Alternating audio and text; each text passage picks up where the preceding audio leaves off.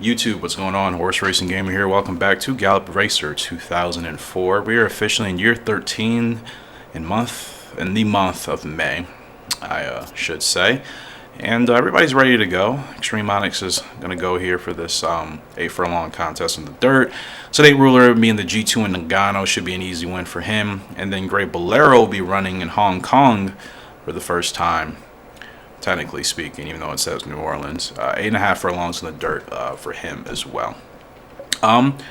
Just a couple of notes as well. I know some of these comments I'm technically responding to later because, like I said, I'm recording my videos essentially in one day.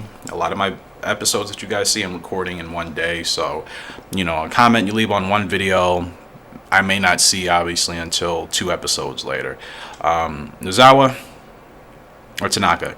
wants to challenge us with Extreme Onyx, and I would love to, Tanaka, but I'm still not 100% confident in this horse's abilities yet, so I don't want to unnecessarily lose a goal reached.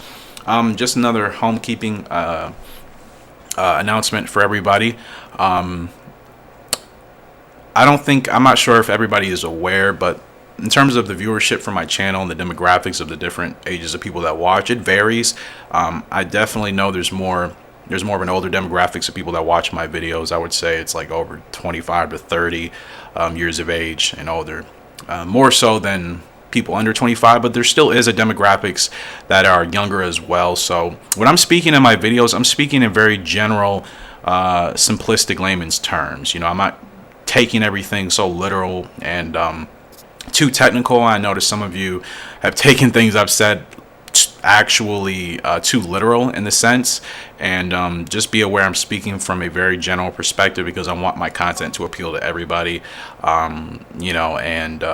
Naturally some people, especially if they're trying to get into horse racing for the first time or they're not really understanding of horse racing, you don't want to make it intimidating for them. I personally don't. Maybe some of you guys don't care, but I like making horse racing enjoyable for everybody, whether they have been into the sport their whole life, whether or not they're just getting into it. So I speak in very general terms, that way I can try to appeal to everybody, because naturally on YouTube you can't please everybody, and because horse racing is already a very niche audience, in order for the channel to grow, if I'm going to do commentary with my videos, I think speaking in very general terms is the best way to make sure you're appealing to a general audience, as opposed to just appealing to the audience that's really meticulous about the details of horse racing, which some YouTubers do, and that's fine, but they don't grow. I do want this channel to grow, and I'm going to have to obviously get into some more games as well. So just be aware that I speak in very general terms when it comes to horse racing terminology.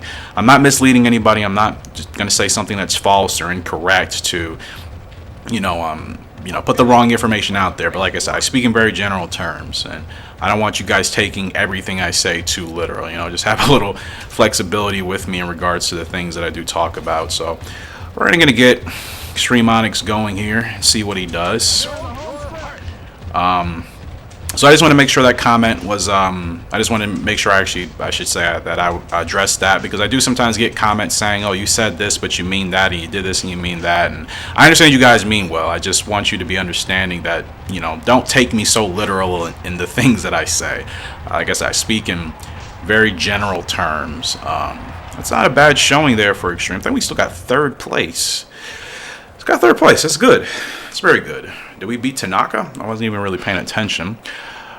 We did beat Tanaka, but like I said, I'm still not 100% confident in Extreme Onyx yet, so I want to continue to work with him. But yeah, just wanted to address that again to all of you that watch. It's kind of the reason I started this series doing no commentary, because I didn't want to have to constantly answer the same questions or respond to the same comments over and over about just general things I'm saying. Now, granted, there are things I may not be familiar with, and I've openly admitted that. I'm like, okay, I'm not sure what this means. So if somebody would like to let me know in the comment section below, I would greatly appreciate it. But for the most part, when it comes to horse racing, I am understanding of all the basics. Like I said, I just got into trying to take handicapping and wagering more seriously in the last year.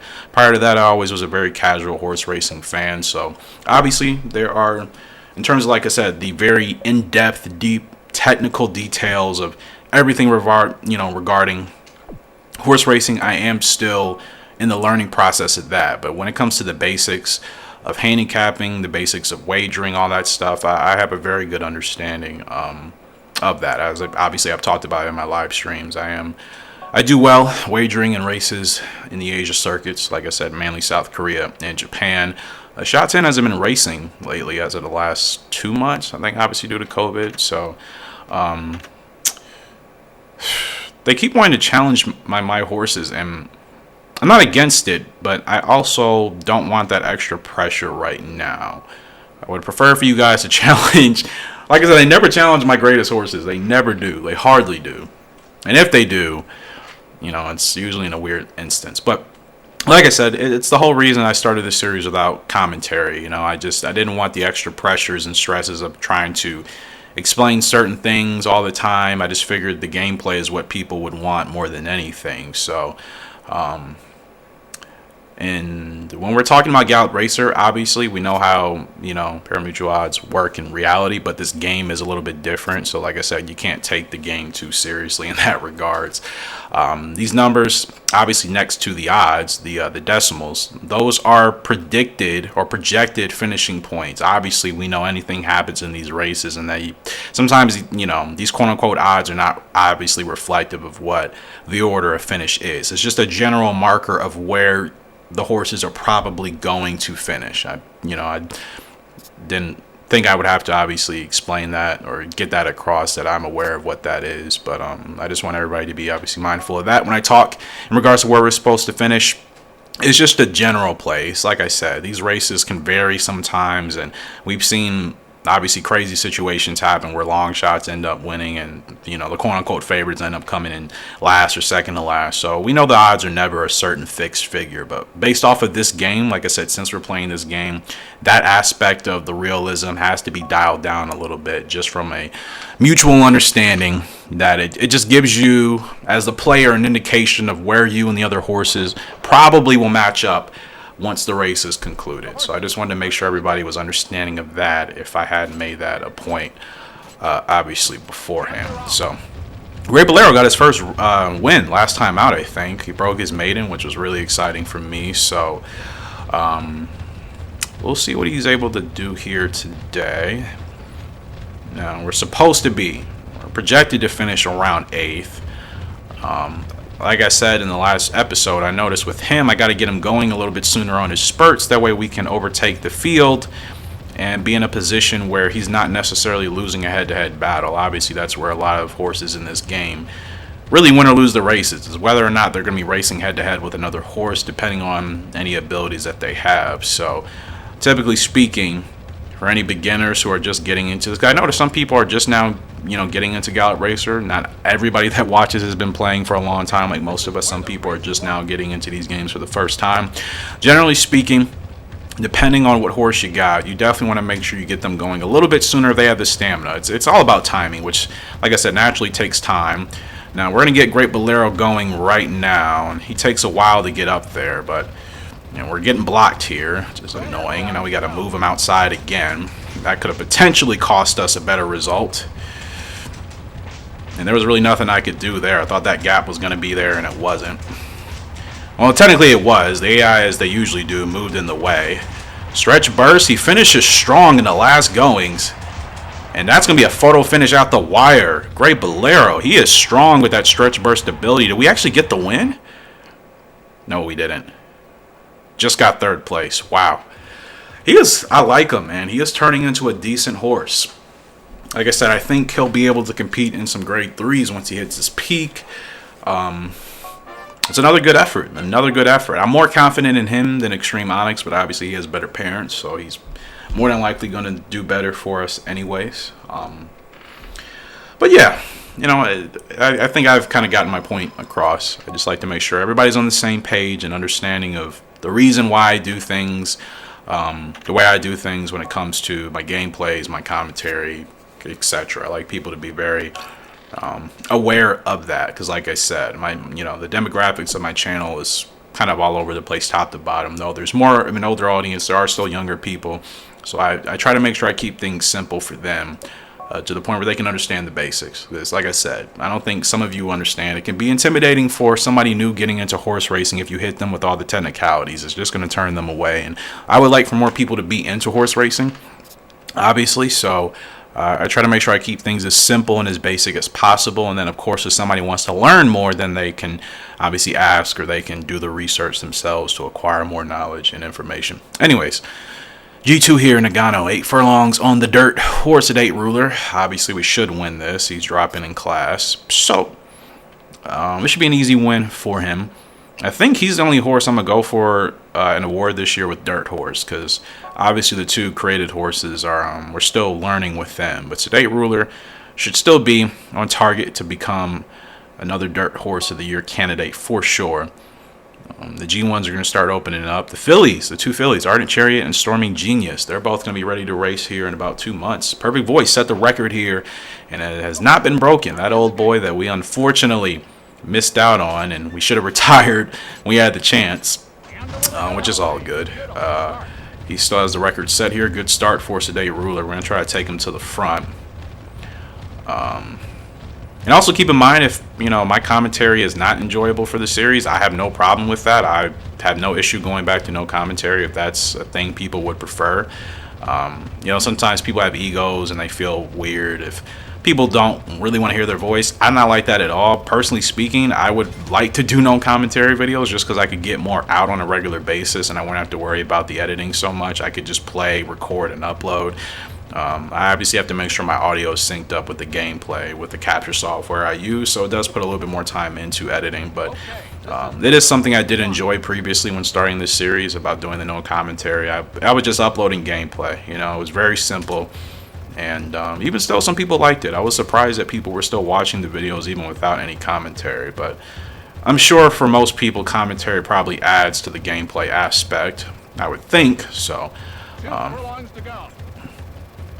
we're just coasting right now with the date ruler. There's really nothing else to do here. Like I said, he's dropping in class. It's an easy G2. Easy G2 win as we get him to the wire. Let's see if we can break this record. Was it 135? Are we going to break the record? I think we just broke the record. 135 flat. We definitely just broke the record with today ruler. I think it was 135 and 3. I'm pretty sure we just broke the record. That is as good as it gets, man. We won by what, almost 8 or 9 lengths. New record, give it to me. Yes sir. 135 flat.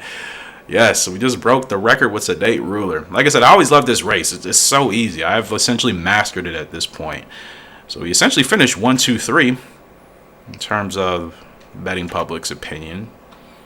We absolutely, how many lengths did we win by? 9 lengths. 9 lengths, and we beat the record. I'm telling you, man, this horse today ruler, he is a special treat, man. He is a special treat. Nagano.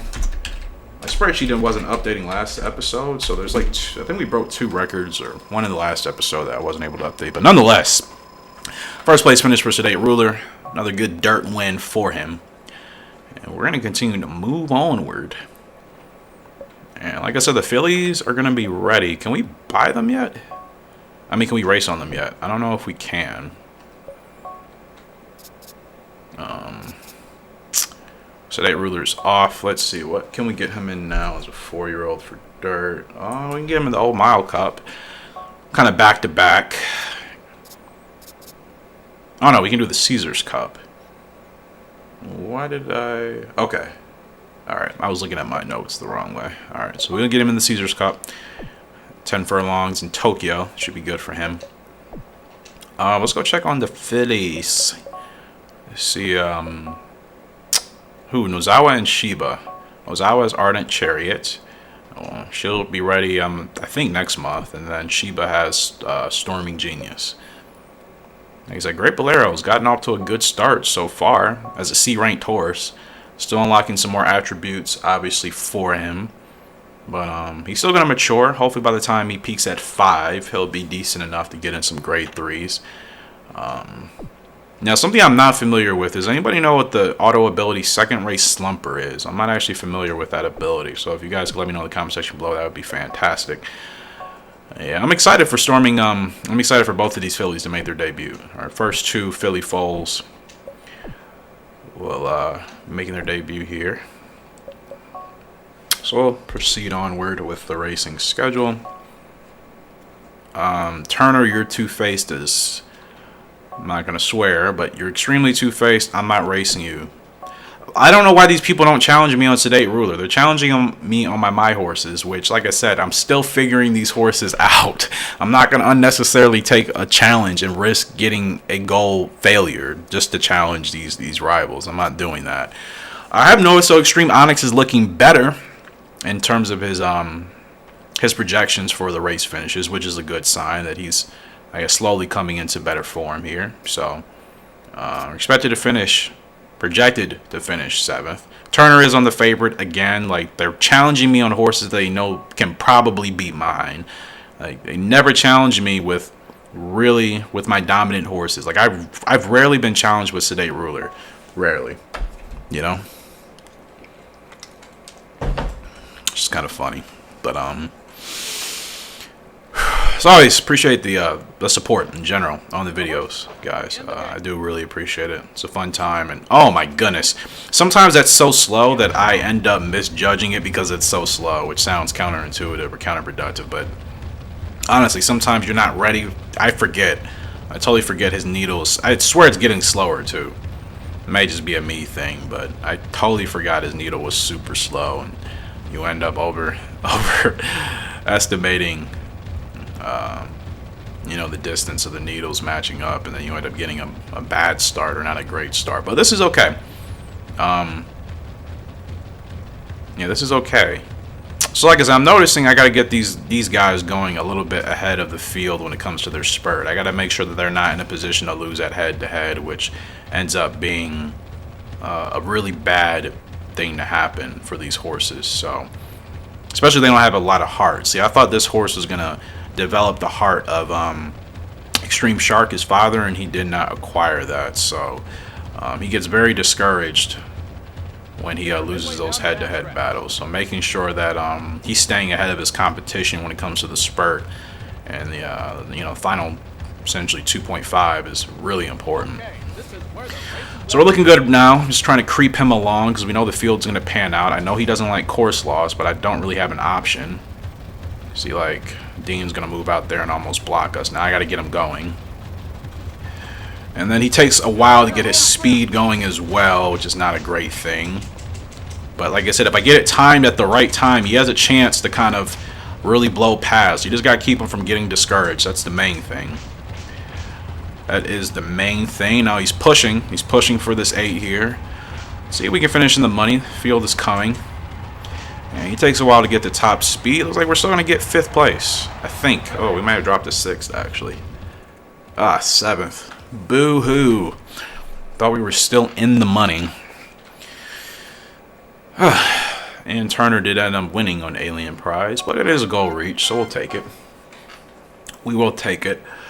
Once Extreme Onyx hits his peak and he's able to be retired, we'll just retire him. I'm not going to use him as a sire or anything. Like I said, I wanted to experiment to see what type of potential the foals would have with Extreme Shark as a sire. And, you know, not anything. We're 2nd in averaging right now? Are you kidding me? Who is beating us? That's one thing I thought I would never fall. That's not what I want to... Actually, I do want to look at this right quick. Okay. We still have to get Windmill and Rough One. Okay, interesting.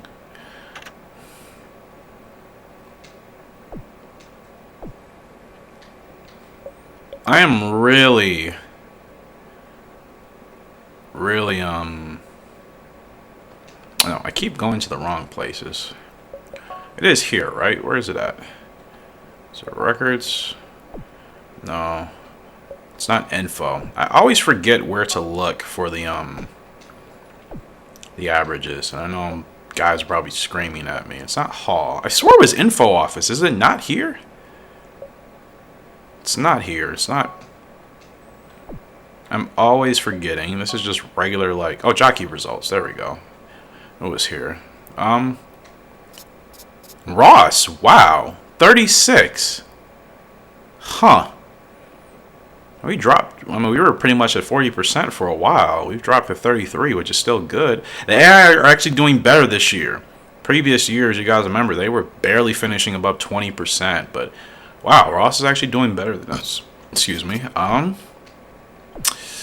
right. I mean, I've won highest winning average for the last couple of years. I suppose it doesn't really matter if I don't win this year. Like I said, it's another rebuilding season. It's probably going to be that way until I think next year is going to be much better because I think both of our Colts are going to probably be at their peak.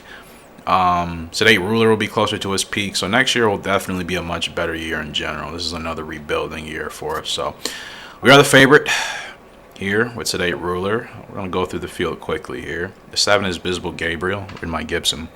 The 8 is Aqua Gang, written by Ambro. It's a pretty solid connection there. Frail Home is the 9 horse, written by Pack. The 10 is Special Luck, written by Villa. The 11 is Beauty Prize, written by Ross. He is considered the second favorite here today. In Gallop Racer terms, keep in mind, people. The 12 is Marshall Bull, ridden by Newman, the third favorite. Remember, he is he's kind of been a thorn in our side when it comes to challenging us when we're racing with Sedate Ruler, but I love Newman, so I respect him. 13 is Personal Pearl, ridden by our good friend Thompson. 14 is Personal Dancer, ridden by Lords. 1 is Remote Status, ridden by Edney. 2 is Nervous Shark, ridden by Ellis. 3, Fair Ruin, ridden by Pruitt. 4, National Promise, ridden by Payne. 5 is Roman Hill, ridden by Ibarra. We're on the 6th, and the favorite to win today's Caesar Cup, Sedate Ruler. We got to watch out for Newman, got to watch out for Ross. I am surprised about the averaging, but I guess it's not a surprise. I really only have one horse that is winning consistently, and that's Sedate Ruler, compared to previous years where I had at least three other horses that were also winning consistently, which also helped with our placing and our averages. Like I said, this year, obviously, we are rebuilding with the 2 Colts. We're about to add 2 fillies to that, so I don't think our average is going to get any better. But it's fine. Like I said, it's another rebuilding year for us. Careful Marlin still has the record here that we set with him probably a year or 2 ago. Not the greatest of starts for Sedate Ruler, but I'm going to make sure he gets to the front with a sense of urgency here. I just hope he doesn't burn too much of his stamina, because I noticed it has caused him issues before. And this is a fast pace. It's 3 horses not trying to slow down so we can overtake. The 1 is on the inside as well. Don't bump. Okay, we're good. Don't bump. We're good. Almost bumped. We're good. Okay. That was dangerous. That was dangerous. I don't like to call it that close when it comes to moving my horse across the track, but it needed to be done. And we do have rainy conditions here. I didn't even notice that at the start. And we've been just getting straight Z's for Sedate Ruler. I wonder if it's the feel. Because positioning-wise, we've pretty much had him in the ideal position. It must be the feel that's kind of knocking us off of getting that 7 for the Revolution. Because with like Extreme Onyx, I'm getting 7s with that horse, and I feel like our positioning has been kind of all over the place with Extreme Onyx, but I feel like I always make an emphasis to get Sedate Ruler to the front here, and we haven't been getting 7s lately. It makes me think it's something about the feel and the tempo. I'm not sure what else it would be if the positioning is fine.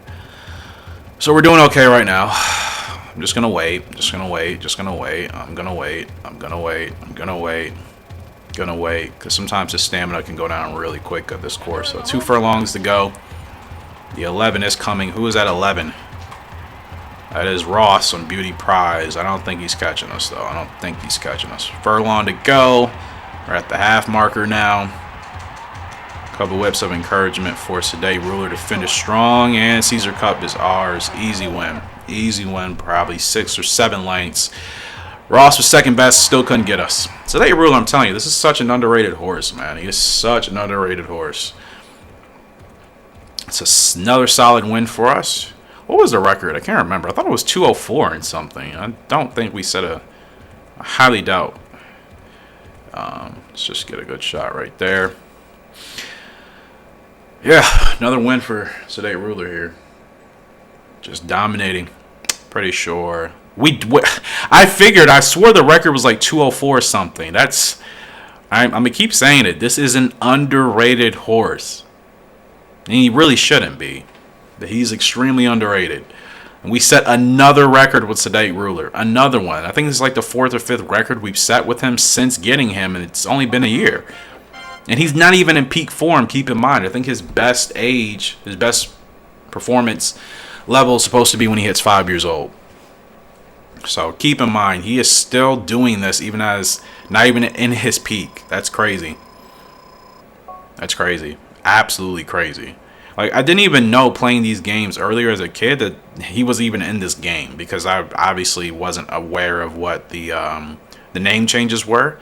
I didn't know what his name would be in this game. I just figured he wasn't in here. I thought, you know, he was such an overlooked, underrated, you know, horse. I just figured they wouldn't even care to put him in here. The fact that they put him in this game kind of tells you how good of a horse he really was. It's just that he's not a horse people talk about a lot. I think that's why people are like, oh, well, what's so great about Skip Away? You need to watch his footage, search him up on YouTube. A lot of his Breeder Cups classic races. Watch those races. You'll see why this horse was special and very underrated, for sure. So we've been doing very well with him. I want to keep him in some G1s if I can. Worst comes to worst, we'll get him in a G2 in Sapro. That's better than running him in turf or anything else, which there's no other ideal race for him. So run him in the G2 Sapro at 11.5 furlongs should be good enough. But like I said, you look at him, he's just getting to his peak. I still think even as a 5-year-old, he's going to be really great condition. You see his braking is at 90. He's going to be a great sire. I'm not going to mess around with him. As soon as I notice he's on the decline, I'm going to retire him. Or in fact, I may just retire him as soon as he hits his peak, just because I don't want to risk losing him. Only thing is he doesn't have any abilities. That's literally the only kind of sucky thing. But I'm hoping with Golden Monster, you know, her abilities will obviously go to the foal, and we'll be able to kind of make up for that. But guys, speaking of the fillies, they're going to be here. We can acquire them now. So halfway classifications here. Nothing for 2-year-olds, nothing for 3-year-olds. We're not going to be up there for either of those. 4-year-olds, dirt.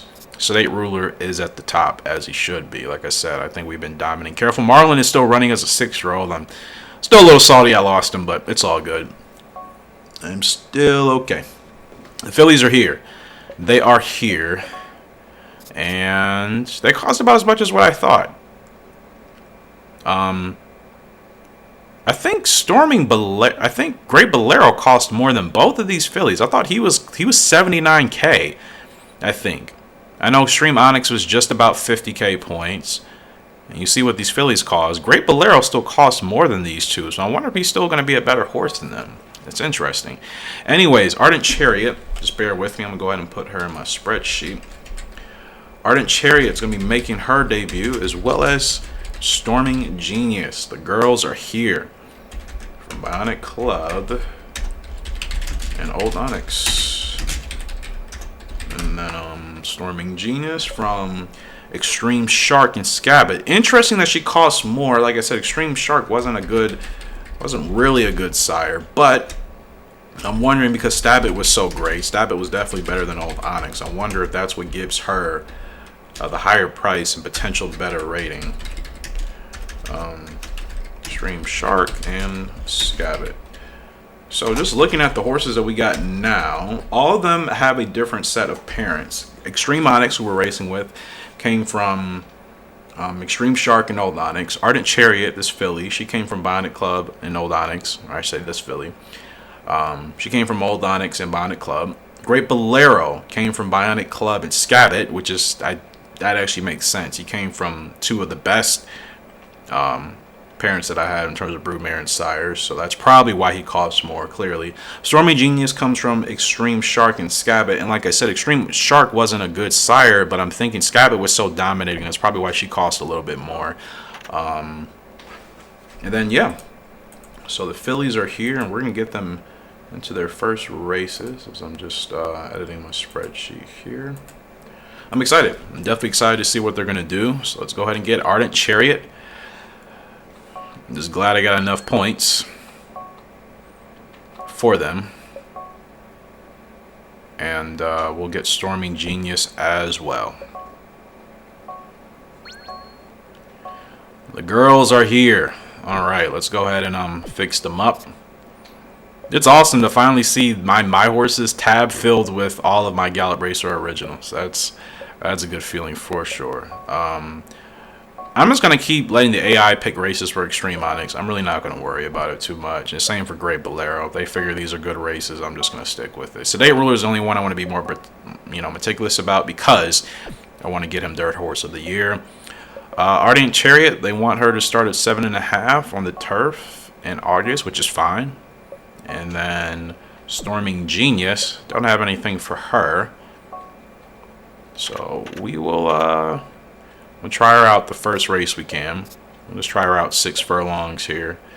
Let's see. This will be in July. Does Lexington or Philly have a rough? Lexington does at the start of August, so this should actually be okay. And Philly to start of September. So I guess either one of these would be okay. But we'll go ahead and do this Lexington one. Now, let's go ahead and customize these gals. Ardent Chariot, I think I want to keep her pretty original. I think Storming Genius I'm going to give a little bit of a tougher look, but Ardent Chariot, I think I just want to give her a shadow roll, to be honest. I'm going to give her the pink shadow roll. And bandages, I'm going to give her all 4. I'm going to give her the pink-white combination. Like I said, pink in this game sometimes looks so bad. It's just like, ugh. If I do pink with the white, I don't like how it looks. It just looks so just kind of plain. I'm going to do pink and the black just so it pops a little bit more. But I'm just going to keep her like that. I think that looks good for Ardent Chariot. And then Stormy Genius, like I said, I'm going to give her a little bit more of a tougher look. Oops, not details. Tack. I'm excited to see how the gals are going to do, man. I really am. We are going to give her a hood. I'm going to give her a mesh type. It just depends. Storming Genius. Storming Genius. Let's see. What would be fitting for her? Let me go ahead and give her that at the top. About light blue with, how light blue and that blue look? How does it look with mesh? Ooh, I actually like the mesh for this one. That's actually fine. Ear type. Yeah, we'll give her some types. Let's see. I wish you could actually see the color on the mask before you put it there. That would be nice, but it's fine. Of course, we'll get rid of the blinkers. I think the masks look kind of weird without the blinkers, to be honest. Bandages.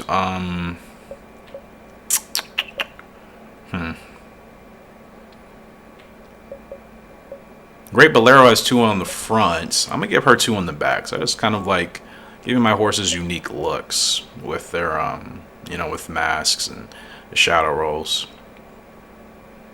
Let's see, how is the blue? I don't really like how the blue looks for that. I'm going to give her the dark blue. The white. Actually, I'll give her the blue with the white. Yeah, I like that for Storming Genius. I like that. Give her a little bit of a different look. Give her that toughness. The girls are ready to go. Now the Tokyo Derby is here. Let's see if I can... Is there a horse to race on? Any of these horses I care for? Perfect Eden. Last Corner Leader ability. Stable Court. Let's see who's the better stamina. They're identical. I think Stable Court's slightly better. Last Corner Leader and Whip. We're going to try Stable Court here. We'll request. I do this every year with the Tokyo Derby. I'm like so obsessed with it. I'm like, oh, Tokyo Derby, I gotta run in it. But that's because I'm so used to having a horse that can actually run in the Tokyo Derby. So when I don't have one, I'm just like, okay, I gotta run. Natalie, you are my good friend. I will challenge you regardless. And yeah, your horse doesn't look all that special. No offense, Natalie. Of course, I love you. No, your horse could be special. In fact, they all are. I'm just saying it's highly unlikely you beat me, but we'll see. But Natalie, Newman, Tanaka, they challenge me. They challenge me regardless of the situation. Unlike the others like Turner and Dean and Collins and Nielsen, who typically only challenge me when they know they're going to be on a better horse. These guys, the other ones, like I said, Tanaka, Thompson and Newman, they always challenge me regardless. So I have respect for them because they don't just challenge me when they're on a better horse. I mean, Natalie's literally on the long shot here, and she still wanted to challenge me in today's derby, so I give her credit for that. Anyways, this is a field of 14. We're projected to finish second, which means we can very well win. Let's go through the field. We're on the 3, Stable Court. The 4 is Visible Stream. The 5 is Arrogant Hunter. The 6 is Perfect Eden. 7 is Stormy Ruin. 8 is Chilly Link. 9, Safety Court, and the favorite here today, ridden by Hoyskull. 10 is Legal Dolphin, excuse me, when ridden by Ryan Bach. 11 is Quick Falcon, ridden by Thompson, so we're challenging today. 12 is Round Chief, ridden by Carroll. Now we're going through this a little quick. The Garden Price is the 13, ridden by the Trader. 14 is Silly Devil, ridden by Lee. We're back to the 1 with Funny Rain, ridden by Bates. The 2 is Crimson Ruby, ridden by Cole. And we're on the 3, Stable Court. Win or place is our goal, and beat Quick Falcon. I'm not really worried about beating Thompson. I'm pretty sure we'll do that regardless, but winning or placing is the focus. I would like to try to win. Like I said, I'm just doing this on a whim. I'm used to entering the Tokyo Derby with one of my own horses, so see how we do. Like I said, I'm just better in dirt races in general, if you guys haven't noticed. Tracks are obviously easier. Most of them don't have slopes or inclines. I don't think any of them do, actually. The only thing you gotta worry about is course loss. So Today Ruler set the record here, which means it would have happened last season. The horses are in the gate. Almost a good start here for Stable Court. Let's see how she gets out. We have to watch out for Hoyskull on the favorite. No, where is he at? Okay. Not a bad start, but she got out a little slow, and we're really not going anywhere. I don't like this. We're actually getting buried in the field. This is not going to be good for positioning if we can't move up further. And these horses are just kind of stacked in a line 4 across, so this is not good for us. I don't know what we're going to be able to do. We need to be closer to the front. We are 2 horses from last place, so this is not good positioning here for Stable Court. I'm hoping it doesn't mess with us too much. We get a 7. This is what I mean. I'm guessing it's about feel more than positioning, because like I said, sometimes I've been in the right position, we don't get a 7. And then when I'm out of position like this, we get a 7. It's weird. Now I want to send her up the inside here. Creep her along. 5 furlongs to go. The needle is moving so slowly. That horse is going to come over top. Is that Dean? It probably is. I don't like this right now, just because whoever is in front of me needs to move. I was hoping we could have shot that gap. Now we got to hope this horse in front of us moves. We're going to have to stay on its butt. It's going to be a really late rally here. Try to get this win. It'll work out for us stamina-wise, obviously. Okay, we got some space. I accidentally bumped that horse. Didn't want to do that. Moved a little too much, but I had to get through there. We're still challenging the 6, and that bumping may have hurt us. And I think it did. Yep. Well, that's unfortunate. That kind of bombed. Yep. Did not want to bump that horse. I literally just wanted to tap the directional button just to move over. I wasn't trying to double tap, but that happens. Just the many troubles. Did we beat her? Okay, we did beat her, but we didn't finish in first or second, which also helps. Which also hurts. Yeah, contact happened. I moved too much. But like I said, it's the issue sometimes with my directional button. So I prefer to run on the outside and not have to worry about that becoming an issue, but I didn't have a choice in that race. I can't believe I lost, but I won't lose again. It's okay, Natalie. I didn't have my best race, so I'm not really happy with that result. I kind of, like I said, I would bomb that for sure. Yep. It's all good, though. It is all good. We will bounce back. Unfortunately, that was just a race I just ran randomly. You know, it wasn't on any of my horses anyways. But still, I wish I could have had a better result there. That's not the result I wanted. I only got 2 G1s this year, but like I said, Sedate Ruler's only G1 horse, and he hasn't had a lot of opportunities. We are winning, or we are leading again with average. Extreme Onyx is up. Who wants to challenge? She wants to challenge me again? I I mean, I guess. Sure, why not? I wonder if she's going to be on a better horse today. That's kind of my thinking is she's going to be on a much better horse today. Much better, hence this this challenge. Let's see. Oh, we're not racing with that horse yet. We're on Stormy Genius, making her debut in a field of 12, going 6 furlongs. We're not expected to finish high as expected. She's probably going to mature later. Granted, we don't know whether she likes short, long, mid, turf, or dirt. So this is all the beginning phases of trying to figure out what works for her. There's Stormy Genius. She looks. I like the way she looks, man.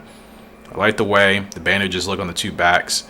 Like legs there, then with the mesh blinker, or the mesh mask, I should say, with the blinkers. I think she looks pretty cool. So Stormy Genius, let's see how she rides. Let's see how she does. Just noticed I still had some tea left. Are in the gate. Okay, pretty slow start. So she's from Extreme Shark and Scabbit. I do remember Extreme Shark had very good starting with that slow needle, so that does pan out very well for us. She should have some speed with Scabbit as her mother. Like I think Extreme Onyx, the reason why Extreme Onyx, our cult, doesn't have speed is because old Onyx, as great of a horse as she wasn't faster than Scabbit. So I think that's why he's a little bit slower. But we should see some speed here from Storming Genius. We should see some. And I wanted to get her going a little bit sooner, but I didn't. It's kind of my fault. Her stamina's already dropping. Golly, what's her stamina going to be? 2 furlongs to go. Her stamina's already dropping. That is insane. And she's bumping horses? Well, that's not a good debut. We're finishing in last place for sure, and that's not good because we were supposed to finish a place above. I wasn't even paying attention to her stamina. Golly. That is a atrocious debut for Storming Genius, so I don't know what that could be attributed to. Like, we don't know anything about her yet. Race on rough and contact. That's not good. We don't want too many of those. We don't want to lose her, but golly, that was bad. Now we're on Extreme Onyx. And he's actually projected to finish better than Thompson's horse. So we can finish in the money, and let's see if we can actually get a win with him. That would be ideal. I want to try to get him his first win. He's looking a lot better in terms of the betting public's opinion. So he's looking a lot better, which means he's probably getting a little bit better. He is closing on his peak form. In the gate. I thought his meter was slower than that. Apparently it's not, but it's fine. But yeah, Stormy Genius. I really got to be careful with that. I don't want to lose her. She did cost 70k, so can't have too many bad performances like that. But like I said, her stamina dropped so fast, and we weren't even running her fast. So that is a little bit worrying for me.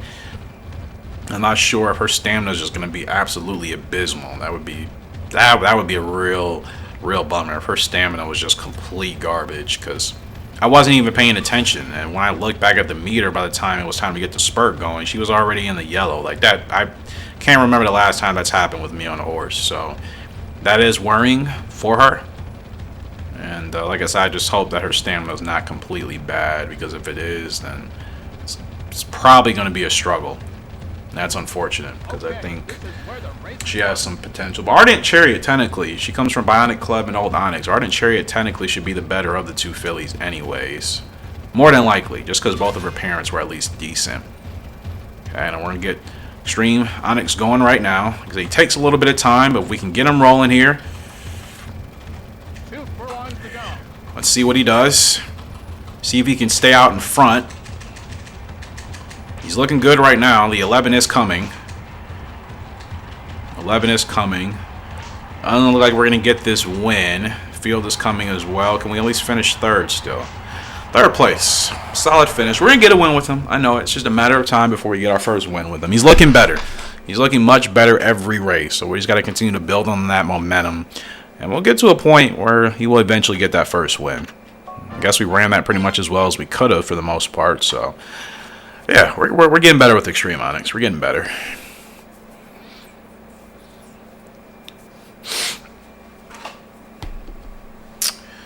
Alright, so like I said, not a good start for Storming Genius. Really got to bounce back with her on that. It's alright, Thompson. Do you think that you still have it in you? This game is so funny when the AI come at you from like one bad performance. It's the most ridiculous thing ever. It's like, I've been the most consistent jockey. I say this all the time. I've been the most consistent amongst all the jockeys here. And the second I have one bad race, you think you got it? Are you sure you know what you're doing? Like, my goodness, relax. Relax, man. We have records, dozens and dozens of courses. We've gotten Horse of the Year. We know what we're doing. And the relationship dropped. What?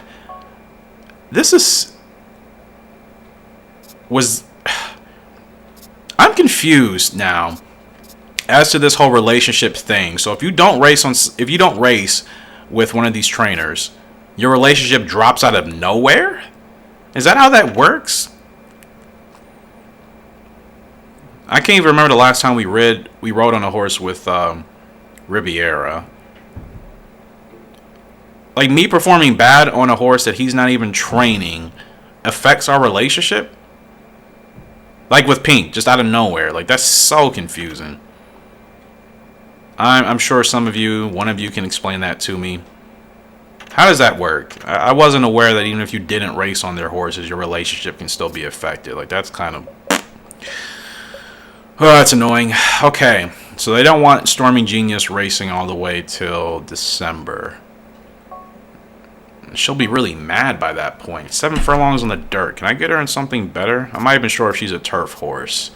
So I'm a little hesitant about putting her on the turf again. But there's no dirt races. That's the only problem with dirt horses as 2-year-olds. There's like never any races they can race on till the end of the year. And she'll be really hot-tempered by that point. I'll take it. I'll take a risk. I will take the risk because, like I said, from my understanding, she's probably not going to be a turf horse. So if that's the race they think is best suited for her, I'll take that chance. 8 furlongs. Okay, so at least we got that unlocked. So that's why she did bad in that 6 furlong race. Still don't know if she's turf or dirt, but since they put her on dirt, probably leads me to believe she'll probably be a dirt horse as well. Her field's 20, power's 20. Well, not necessarily great for her, but yeah, I'm really confused about the relationship thing. I thought it was only affected if you rode on their horses and you performed poorly. Now it's like, even if you don't ride on their horses, just a bad result in any race will affect it. That's a little goofy. Collins wants to challenge me, of course, and no. That's what I mean. He's probably on a much better horse. I guarantee his horse is probably projected to finish in the top 3. I'll be surprised if it's not. But yeah, it's the only thing about this game I don't like, I should say. It's just the relationship with the trainer thing, how it's affected by things that I don't think it should be affected by. And let's see, Collins. Okay, his horse is supposed to finish a spot ahead of mine. It's not terrible. Great Bolero, 7th. Projected to finish 7th here today. It's a field of just 3-year-old colts, and then there's this one old boy, Visible Colony, still trying to run with us here. He's expected to finish dead last. But yeah, like I said, I do not like that. Apparently, these trainer relationships can be affected even if you're not riding on their horses. I get it. It happens sometimes in the real world, but for a game, like, come on, man, that's a little ridiculous. Like I said, I don't like games that force you to do certain things. It's essentially forcing you to race with everybody's horses. And I think you should have the option and the freedom to do that or not do that. I think that gives more power to the player. But when you're forcing the player to do certain things, you're essentially stripping that power away for whatever reason. Like I said, I'm not a huge fan of that. It's in this game. Nothing I can do about it. I just wish that wasn't a thing. It's like I said, it's ridiculous. I haven't raced with Riviera's horses in quite a bit of time. I didn't race on a horse with them, right? Tokyo Derby, I think, was... Yeah, I haven't raced on any of his horses in a while, so... Like, one bad performance on my horse that was making her debut affects that relationship? That's crazy. That is absolutely crazy, man. Like, I don't even know I don't know anything about her at all. Like, it's going to take time to figure out, obviously, the best conditions and the best races for her. We're not going to have great results out the gate most of the time. And we're really boxed in here. Can some of you move? Now they move. Okay, we're just going to stick to the inside, which may have hurt us. But golly, they wouldn't move. Actually, this works out now. I didn't realize that gap would free up. That's really annoying. Okay, let's see what Great Bolero can do. Let's see if we can get that burst ability. He's flying. He's flying up. Stretch burst activated. Getting the top 5. Oh, we got held in. This is... damn it, damn it, damn it. That's why I don't like racing on the inside. I really don't. The AI are completely unpredictable. You can be the best player in the world. You can't always predict what the AI are going to do. It's just one of the things about the game. Damn it, damn it, damn it. I don't want these bad performances to start steamrolling here, because clearly we could have really finished well. Come on, game. Stop messing with me, please. It's like really, really annoying, man.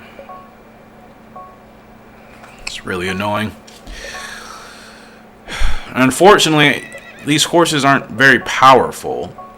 These my horses, at least. So running them on the outside like I do with other horses isn't going to work. They don't have the toughness nor the power to deal with that aspect of the race and the track, most importantly. So that's why I'm having to stick to the inside. But you guys know I hate running like that. I hate it. I only hate it because the AI are unpredictable. That's it. If the AI were coded better to actually be a little bit more responsive to the player, then okay. But it's as if they're racing not even knowing you're there. That's what I hate. It's like that in all racing games. You know, it's like that literally pretty much in all racing games. Like whether it's horse racing, vehicle racing, it's literally the same thing. Like I told you guys, I play Formula 1 a lot. It's the same thing. The only thing is the AI on the harder difficulties will be more responsive to the player in those games. But at a medium or lower difficulty, they act as if you're not even there. It's just part of the racing game culture. I just kind of wish that was fixed because it's such an annoying thing about racing games. It's just like, come on, man. And obviously I know, racing-wise, stuff happens. Sometimes you get blocked, sometimes people get in your way. That's natural. But to have the AI acting as if they don't even know you're there, like, come on. And like I said, half the time, when I'm being blocked by the AI, these would be inquiries, 100%. You know? Realistically speaking, they would be inquiries. They're literally moving right into my lane as I'm beginning to make a move or whatever. Like, most of the time, those would be inquiries and challenged things in the racing world. That's also why it's frustrating, because it's like this game is trying to be realistic while at the same time that aspect is thrown out the window when the AI literally can move right into your lane, you know, and cause an interference, so to speak. It's absolutely ridiculous. I hardly ever do that with AI, even though I know I could. I know to save a spot or to try to hold off somebody from winning a race, I could do that. But of course, I don't want to race like that. So it's the only thing. And like I said, I only hit that issue when racing on the inside more than not. I hardly ever hit it on the outside because, like I said, we got the space. I give my horse plenty of space to swing out wide just so we can avoid the AI and their ridiculous riding tendencies. But on the inside, you're kind of subjected to that. You don't really have a choice. You just kind of got to wait and see if they're actually going to move and whether or not you'll get lucky or what. And we're going to get Sedate going right now.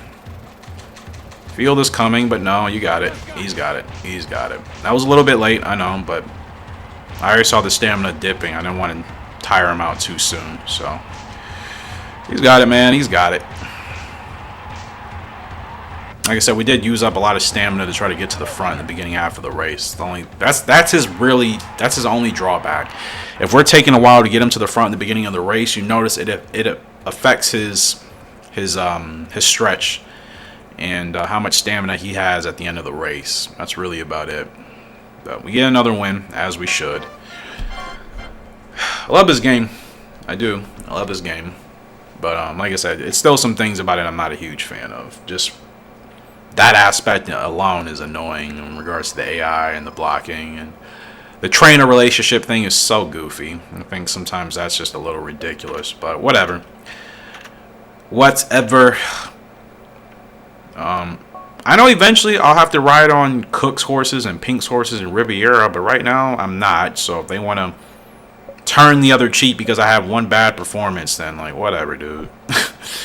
Whatever. I'm not gonna change my playing style just because they're programmed to do some weird things. What race do they have him entered in? I don't see it here. Where? Fur S. Where? What race is that? I don't see it. I know it's not here yet. I'm really confused. I don't see that race at all. That's so strange.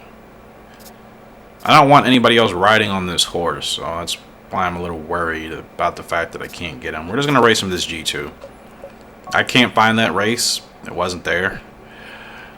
I think everybody else is ready to go here, right? Still, besides the two bad performances, it's been an okay episode, like I said.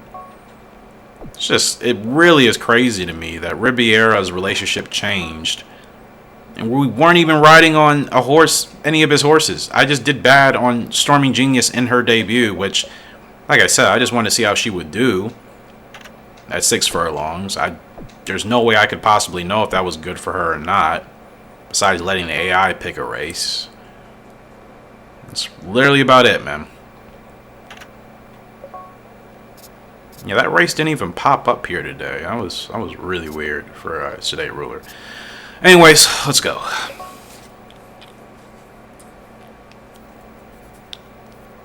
Alright. Let's see here. Ardent Chariot, we're making our debut with her, and she's expected to finish 11th. I really hope that doesn't happen. We're going to try our best to finish better with her. And there she is with the pink shadow roll. Let's see how she does. Camp Storming Genius's stamina was garbage. I don't know what happened there. Hopefully with Ardent Chariot we get a better run. The horses are in the gate. Okay, her starting not the greatest, but it's okay. We managed to get out. And away they go. I also gotta, just because I'm worried about stamina, I am gonna hold her back. I'm gonna hold her back. I don't want to keep her outside, but because we've been getting screwed by the AI in the last couple of races, I think I'm gonna take the chance of keeping her outside, just because. We'll get hit with some course loss, but and we're probably, this track probably has a rough. I'm pretty sure it does. I just didn't verify, but we'll take the chance. Because like I said, the AI have been screwing us. I don't know what her stamina is going to be looking like either. So, okay, she hasn't hit max yet, which is good. Hopefully. No. Okay, now it appears it's maxed out. So, like I said, we got to run a little bit wide with her. I don't know how we're going to do. And now it's starting to go down. So her stamina isn't great either. But she's looking a lot better than Storming Genius was.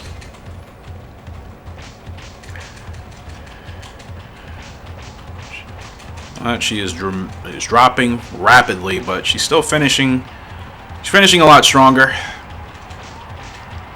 Finishing a lot stronger. And that's a much better debut for Ardent Chariot, which she is from better parents at Bionic Club and Old Onyx. So right now she's looking a little bit more promising than Storming Genius. But good stuff. Good stuff. Pace Judge, not good. I mean, like I said, I'm racing on her for the first time. Know literally nothing about her. You just gotta wing it at that point. So yeah, much better. Much better for Ardent Chariots. Alright. Let's save right quick. As usual. I try not to do this too often. Like I said, it's just weird stuff has happened to me. I just would rather not lose my progress. I would rather not lose my progress. Trust me, I've had too many bad experiences of not saving and then something happening weird with my game. So I will conscientiously do it more as opposed to just not doing it at all. So like I said, that was a good effort there for Ardent Chariot. So they want her on the turf again pretty soon, which is good. That means hopefully she is a turf horse. Okay, 8 to 12. Wow, that's the first time we actually got the whole range figured out after one race. That hasn't happened for anybody else. So 8 to 12, we don't, and turf. Great, wow.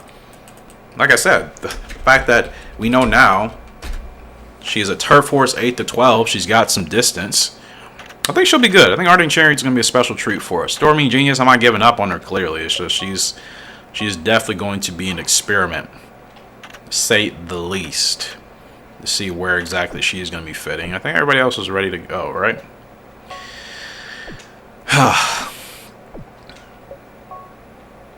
Extreme Onyx? Okay, I thought he was a B. I misread that. I'm like, when did he get pushed up to a B? I was going to be like, interesting.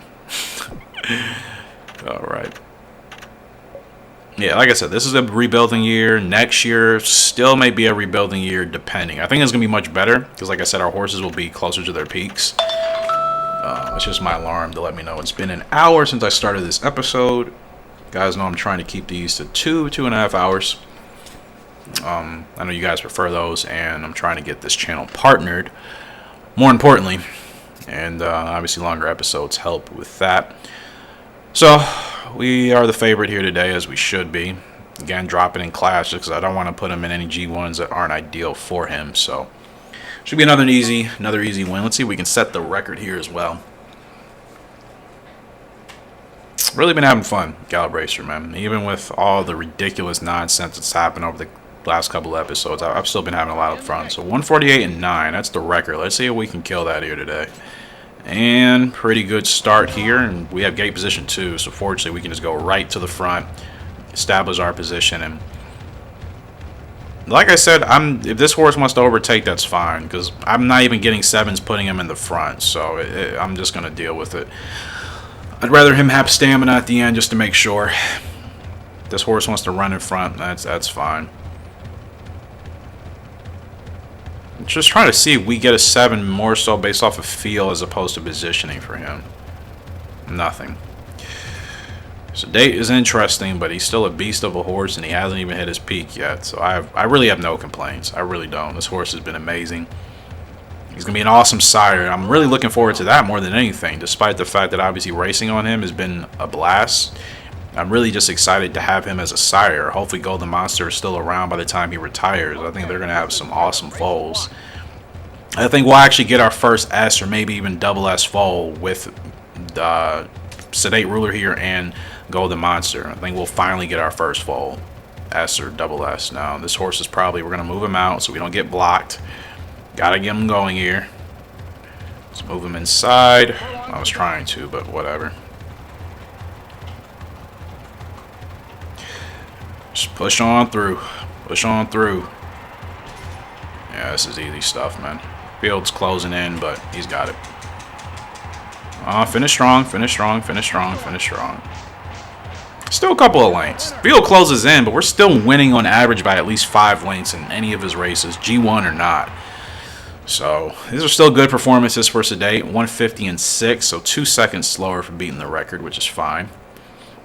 As long as we continue to get these wins. And like I said, these G2s are still important for Dirt Horse of the Year. If we can collect enough of these and get, at least another G1 or 2 G1 wins before this the year is over, he'll still probably end up getting Dirt Horse. Just like I said, I do like that about these games, that these G2 and G3 races do still count towards those awards. You just kind of got to stack them up, but they still do help. It's not like they're completely meaningless. Osaka Derby.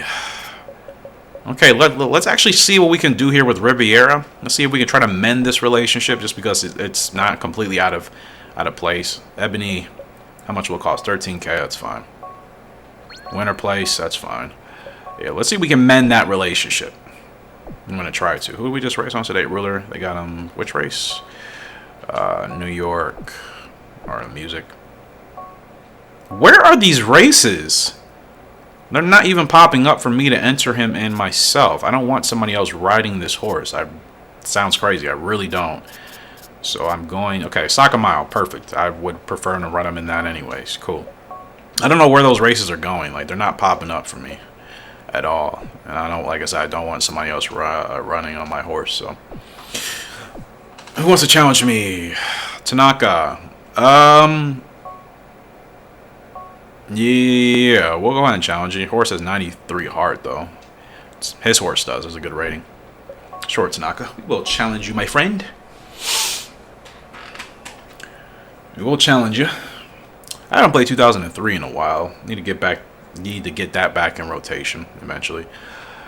We're on the favorite. Tanaka's on the 13th. Well, Tanaka's essentially on the long shot. So let's see if we can win today with Ebony Bull here. And hopefully mend our relationship with Riviera. Anyways, the 14 is Nervous Image, ridden by Ingram. The 1 is Floating Station, ridden by Kane. 2, Internal Shaft, ridden by Nelson. 3, Personal Dancer, ridden by Alder. 4, Particular Jet, ridden by Randall. The 5, Easy Ranson, ridden by our good friend Tanaka. 6, Romantic Mistral, ridden by Collins. 7, Winning Topaz, ridden by Pruitt. The 8, Stable Court, ridden by Dooley. 9, Nervous Hawk, ridden by Turner.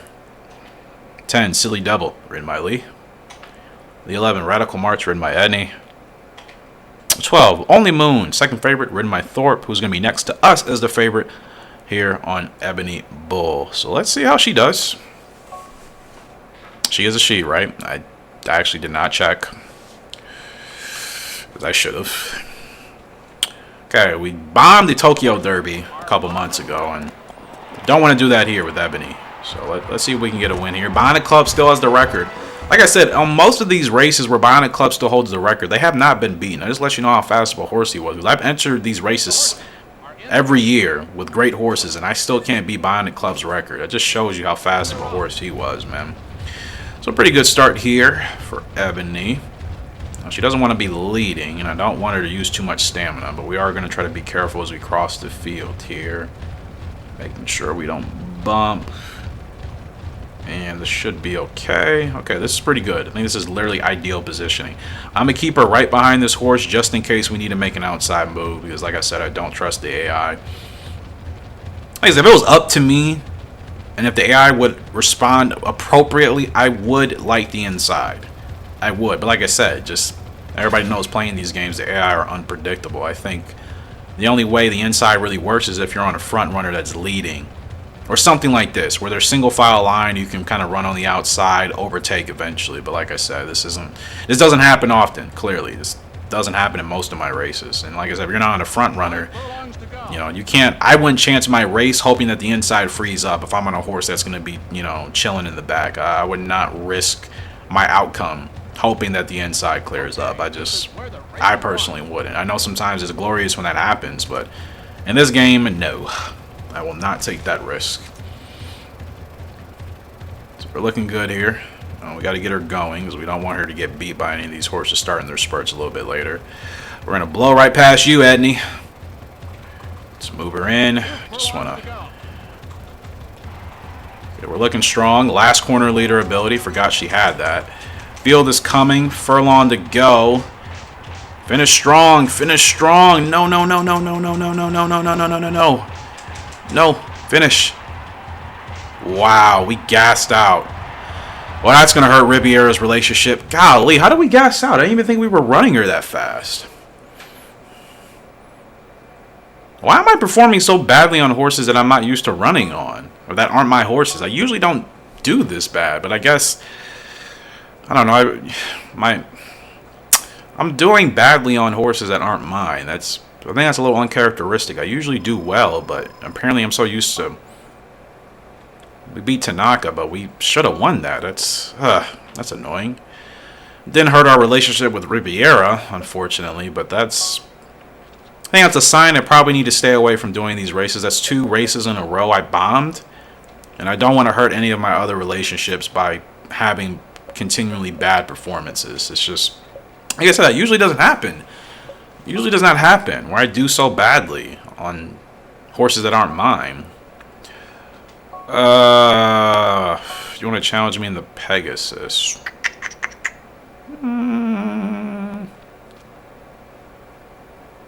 Our horses look pretty evenly matched for the most part. I guess, sure. Actually, no, I'm not in the mood. I'm not in the mood. Sorry, Collins. Challenged you enough. But, yeah, it's weird. I don't do well. I haven't been doing well on horses that aren't mine.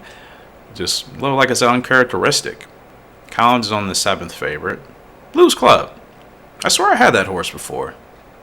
I don't know which game. I don't know if it was this one or another one, but yeah, it's just those are 2 derbies I should have won. And thankfully, I wasn't riding on any of my horses. That would have been even worse. But still, those are races I was on favorites. I should have won, and I did not. The horses are in the gate. I don't know if it's just because I'm getting used to just running on the horses that are actually my horses, you know. Or maybe I'm getting too used to them, which isn't necessarily good. I would like to still keep my flexibility, obviously, but yeah, it's just 2 bad performances I think could have been completely prevented. And Ebony, she gassed. I don't know what made her gas. I didn't think I was running her too fast. Did I get her spurt going too quickly? That's a race I actually don't know about. Usually I know why I end up doing bad, but that was a race I'm completely confused on. I'm assuming I was running her much faster than I should have been, because for her to have gassed out like that at the wire, clearly she was running faster than what she should have been.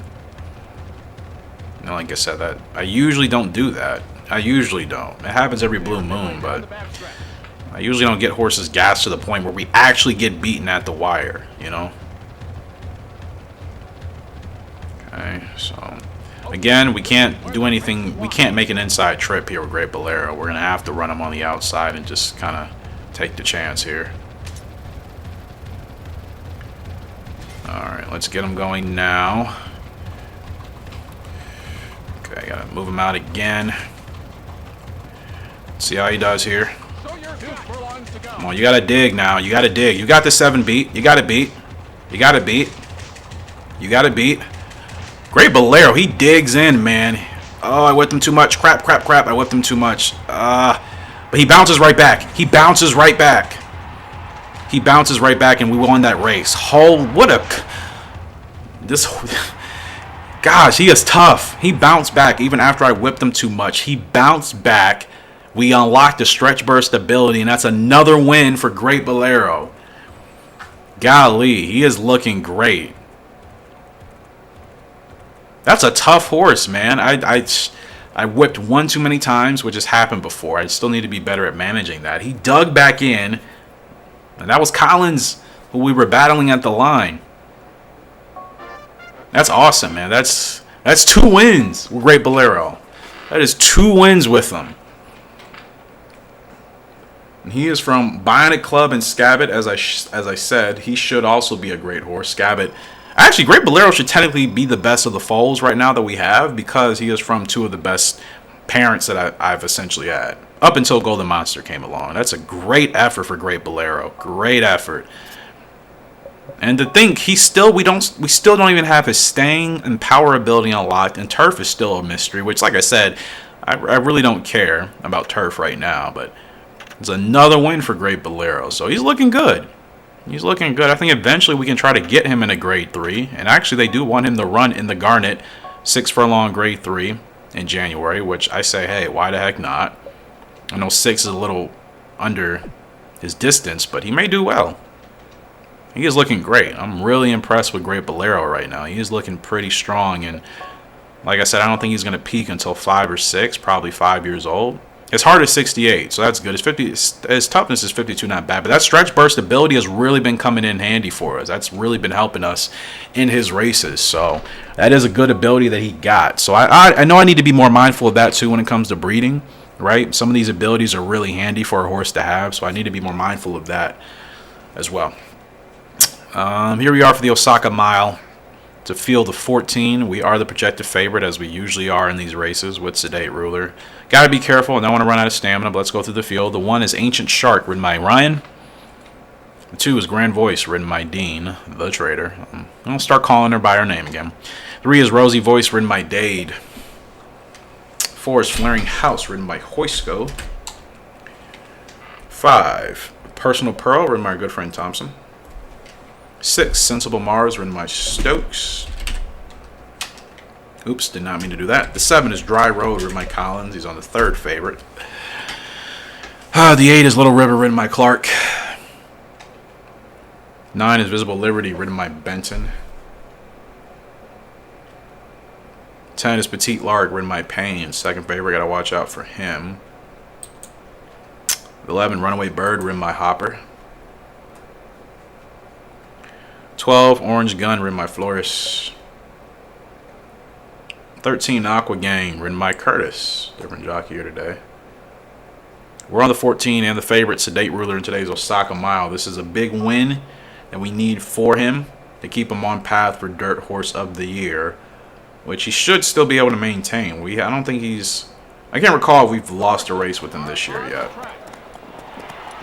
I think we may have lost one of them, but he has still been looking really good. So this domination should continue. Who set the record here? Bionic. This is Bionic Club. I'm telling you, he was a fast horse. We had him a while ago in this series, but he was really a fast horse. I think I knew how great he was then, but just realizing how some of these records are still intact from him just lets you know how fast he was. And like I said, I've been on fast horses. We've been on fast horses in these races, and we still have not beaten a lot of his records. That really shows you how fast and how great of a horse Bionic Club truly was. As we get Sedate Ruler to move over to the front. And like I said, I want to manage stamina.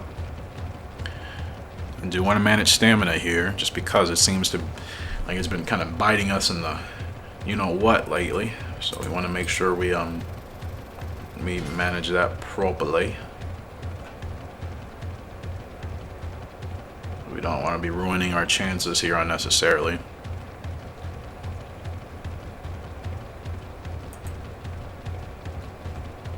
Okay, this is where the race is won.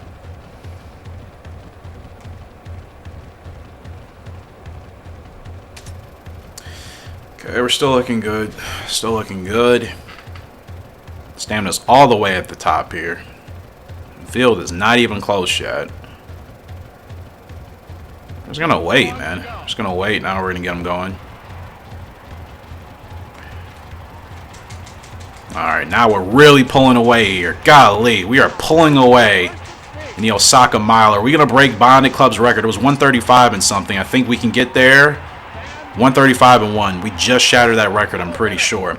Bionic Club was great, but I think Sedate Ruler is turning out to be even better. And guys, remember, he's still not even at his peak. I'm telling you, this is such an underrated horse.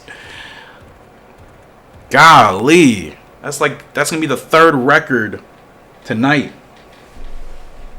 We've shattered. And no, we didn't actually break the record. What was the record? Was it 130? Was it 135 flat? Either way, that's another great win for Sedate Ruler. Golly.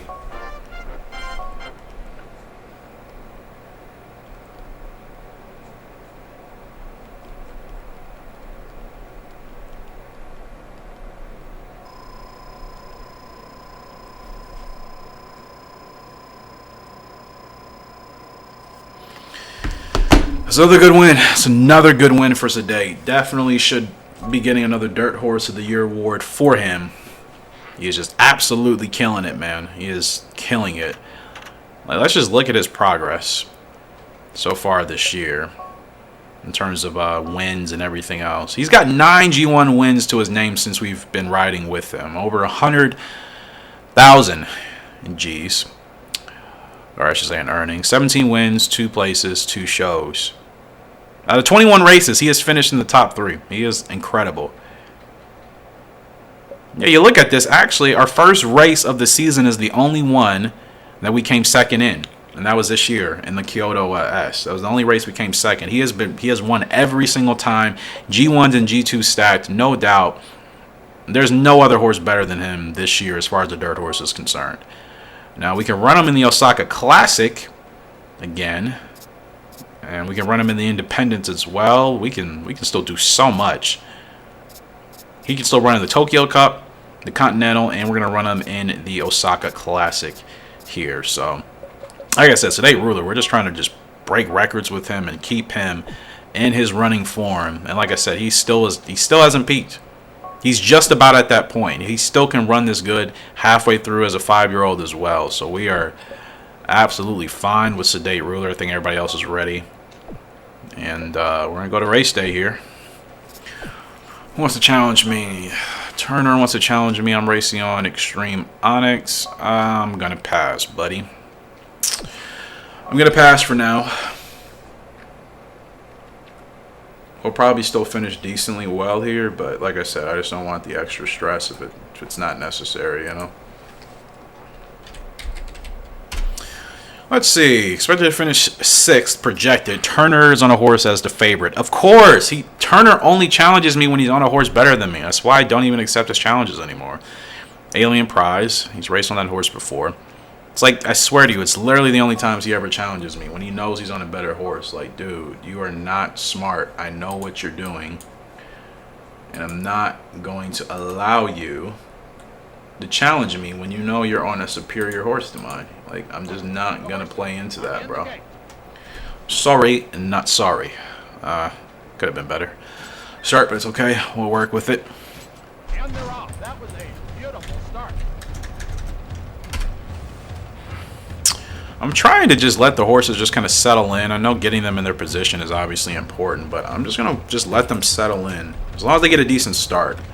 As long as they get a decent start, I'm just going to settle them in and see what they do here. Just so I'm not moving them too much. I don't like doing that. I know it can mess with stamina. And this is, again, one of those races where you would like to be on the inside. And also with these big fields of 14 horses, it's just, there's no guarantee. You're combining the AI logic, which is kind of broken sometimes. You're combining that with the fact that there's also a lot of horses in the fields. Statistically speaking, especially like I said, if you're not on a front runner, your chances of getting that really smooth inside trip are pretty astronomical. Like I said, I would rather not take the chance. So we're gonna run them on the outside. Run them on the outside here, looking good as we pass these horses. Try to move him in, because like I said, he gets discouraged very quickly if he loses a head-to-head. So let's get him going. Let's get Extreme Onyx going here. Let's see what he's capable of. You say he loses a head-to-head, he gets discouraged so quickly, man. He's pushing through, though. He is pushing through. 7 is coming. 7 is coming. It's going to be a photo. We may have just gotten there at the wire. I don't know. 13 came up pretty close too. Extreme Onyx gets his first win. Extreme Onyx breaks his maiden finally. Finally, he breaks his maiden. So that is 2 of our foals that have finally gotten their wins. The fillies will get theirs. I know they will. Extreme Onyx with his first win. That is a good win for him. That was a tough win. And like I said, he doesn't have that much speed. And it's interesting. He gets discouraged when he loses those head-to-heads, but he doesn't give up. That is really what I liked about his father, Extreme Shark. His father was the same way. Even if he lost head-to-head battles, he would continue to dig. He would continue to fight. That is what I appreciated about him, which is why I used him as a sire. I was just kind of hoping that characteristic would carry over, and it seems that it has. Even though the actual game itself would tell you, you know, his stat is not great. But like I said, he continues to fight even when he gets beaten. Does he have any abilities? I don't even know if he has any abilities. Let's see. All he has is Spurt. We didn't even unlock that. And like I said, his heart and toughness ratings are not good. But for whatever reason, he just seems to battle back even once he's been beaten. You know what I mean? That is genuinely what I appreciate about him as a horse, which is why I have not given up on him. In general. Now, Great Bolero is finally ranked as a C, which he should be. We'll see if he will even be able to be ranked as a B-ranked horse. But finally, Extreme. I told you guys we're gonna get our first win with them. Newman wants to challenge me in the Gold Chase S. What am I racing on? Ardent Chariot? No, sir. I mean, granted, we had a good first race with her. I still don't know too much about her. I'm not gonna challenge you. Like I said, I don't want to risk failing a goal reach just for the sake of challenging the AI. And we're the long shot here today. Newman also not looking too much better. Like I said, if we were racing Newman, we would have had to finish over odds and beat him, and we may not. So I think I made the right call. Ardent Chariot. Well, we'll see how she does here today. We'll see how she does, but You know, like I said, I'm so glad that yeah, I'm glad I didn't challenge Newman here today, and I'm just glad that Extreme Onyx finally got his first win. A lot sooner than we got our first win with his father, Extreme Shark. I think it took us a while before we even won a race with him. So Extreme Onyx obviously looking a lot better, a lot quicker. We're going to drop Ardent Chariot back because, like I said, I don't know her preferred racing position anyway. So until we figure that out, I would prefer not to run her in the front. Just because I don't know what she'll really like. This race is going to be tricky. I can already feel it's going to be tough. Pretty sure this track has a rough, and like I said, we are at a long shot, so this is going to be a tough one. But as long as we finish over odds, that's best for us.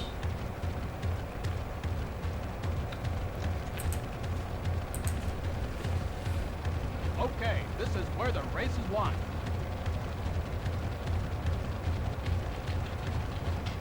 That's what I mean by the AI just impeding you. They literally move right in front of your lane. That would be an objection 9 out of 10 times in the real horse racing world. I gotta move her here. We just gotta finish better than last, actually. There's really not that much pressure on us right now. We just gotta finish better than last. Which I don't know if that's gonna happen. Actually, no. Even if we finish 12th, we'll still hit goal reach. I don't think there's much we can do here. Yeah, there's not much we can do. Again, AI will impede you. And, of course, there's no inquiries for them. They are 100% getting right in front of our way, blocking our lane. Yeah. We got 2 pace judges, 2 bad pace judges in a row in terms of that. But like I said, we still don't know exactly where she even likes to be on the track, so it's kind of hard to figure out what's best for her. But here we are with Sedate Ruler in the Osaka Classic again. We are the heavy favorite, as we should be. Let's kind of breeze through the field here. The 4 is Soul Side. The 5 is Visible Liberty, written by Dean. 6 is Prior Cowboy, written by Thompson. 7, Stormy Ruin, written by Craig. 8 is Storming Hill, written by Carol. 9, Ancient Ridge, written by Ross. 10, Safety Court, written by Oisko. 11 is Roman Hill, written by Colby. 13, or excuse me, that was the 11, Roman Hill, written by Colby. Here's the 12, Remote Status, written by Eddie. Sorry, I'm editing some things in my spreadsheet here. 13 is Particular Jet, written by Johns. I need to focus on reading these. I'm like looking at my laptop while looking at this at the same time. 14 is Perfect Eden, written by Pack. We're back to the 1, Arrogant Knight, written by Kelly. Here is the 2, Winning Topaz, written by Collins. We're on a 3, and the favorite again, Sedate Ruler. And again, this should be another win for him. He is on pace for Dirt Horse of the Year without a shout of a doubt. Pretty sure no other horse has been better than him on the dirt this year. I think it's been pretty unanimous, and he did set the record last year, 202-6. Let's see if he can break his own record this year. Now, a lot of these records that Bionic Club set are going to be broken by Sedate Ruler, with the exception of a couple we haven't broken yet. But he's gone by and done most. Great start.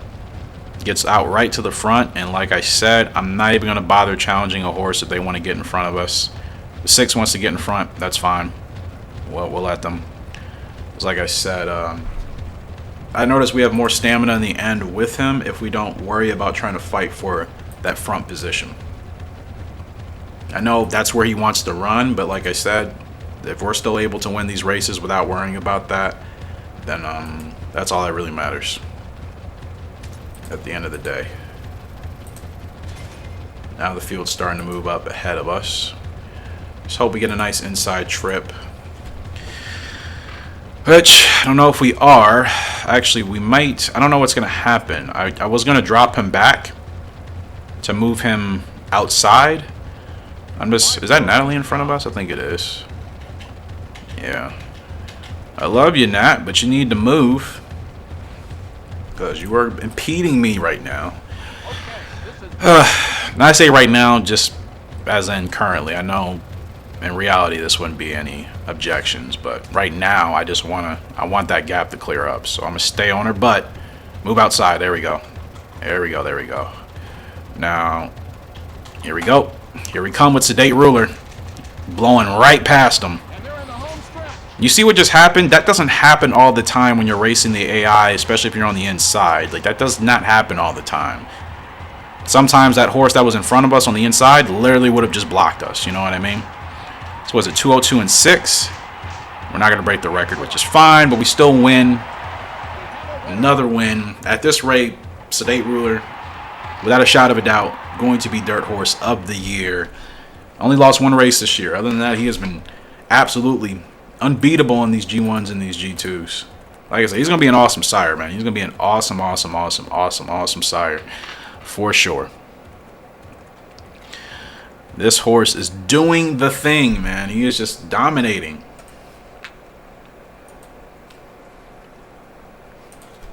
He is absolutely dominating.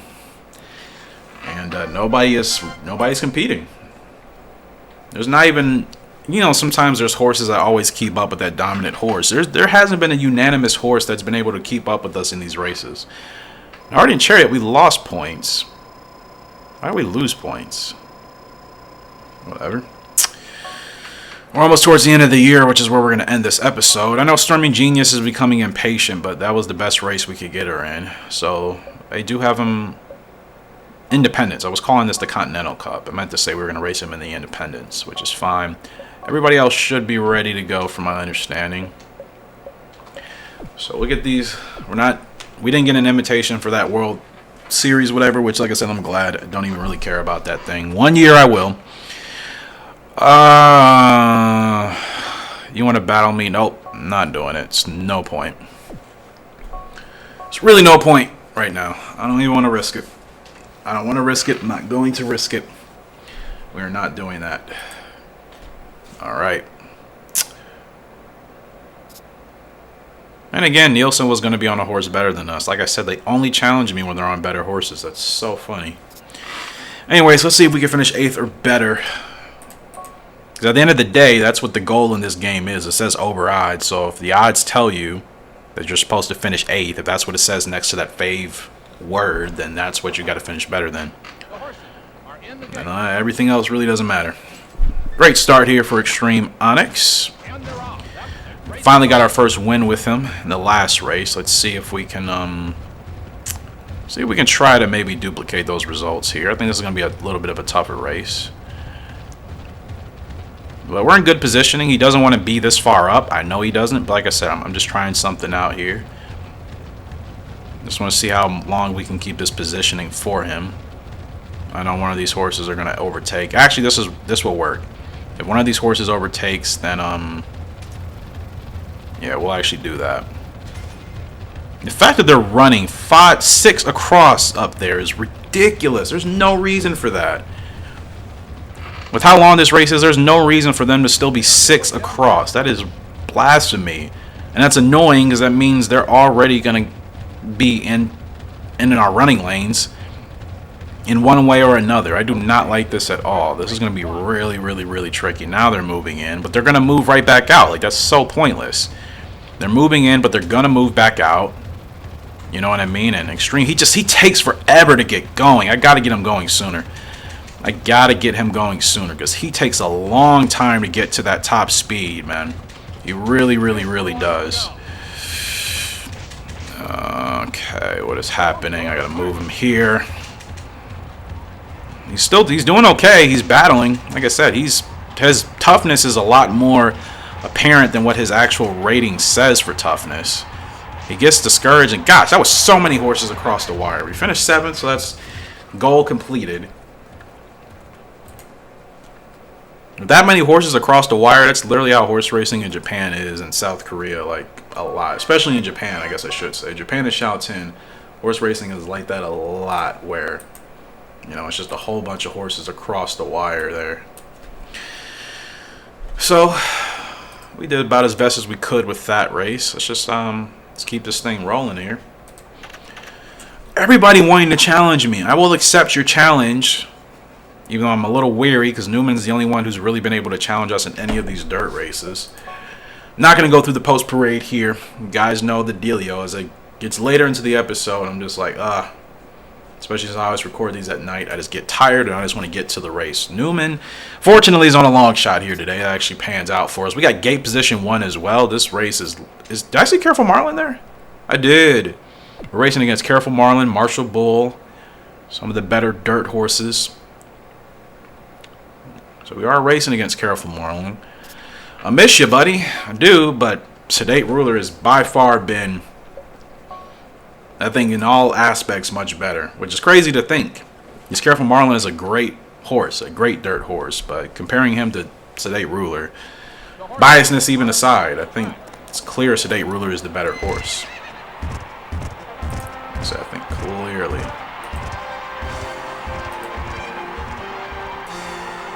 All right, here we go.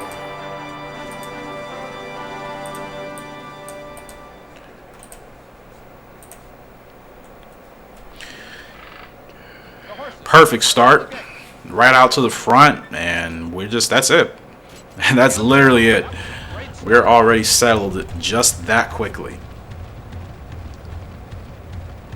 Now the 13 is coming, which is fine. Like I said, I don't care if these horses overtake now. I'm not even worried about getting revolutions here. We've been able to set records without revolutions, so as long as I don't do too much moving with Sedate Ruler and we're still in a good position to make a move in the stretch, I'm fine. I really don't care if these horses overtake.